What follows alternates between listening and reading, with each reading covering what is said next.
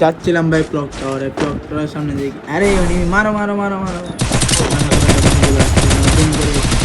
Next দিলে নেভেলিং করে নিয়েছে, তো সেও আমার ট্যারেস মিলে ওকে আমি শেষ করে দিলাম। সামনে মিট রকম তাদের মেটকিটটা করে নিই, মেটকিট করা শেষে মেটকিট করা শেষে উপরে দিকে যাচ্ছিলাম একটু লুট টুট করে, আমি বারবার গাড়িটাগুলো ছেড়ে গেলো সবগুলো নিয়ে একটু উপর দিকে যাচ্ছিলাম। তখন দিকে ভাই কে কে পাই দেখতে পাচ্ছি এনিমিকে দেখার সাথে সাথে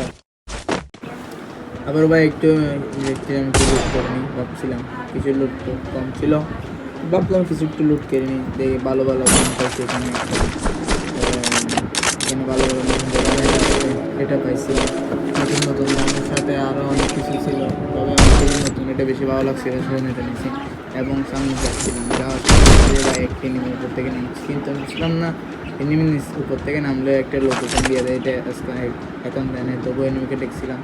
দেখার সাথে সাথে দেখছি এটা মাত্র করছে প্রথম ফাইভটি ড্যামেজ মরলো, মনে হচ্ছে গ্লোয়ালের পিছনে দাঁড়ায় আছে, সেজন্য একটা গ্যাং টুক করে মারলাম। মারার পরে দেখি না এনে পিছনে লাগছে।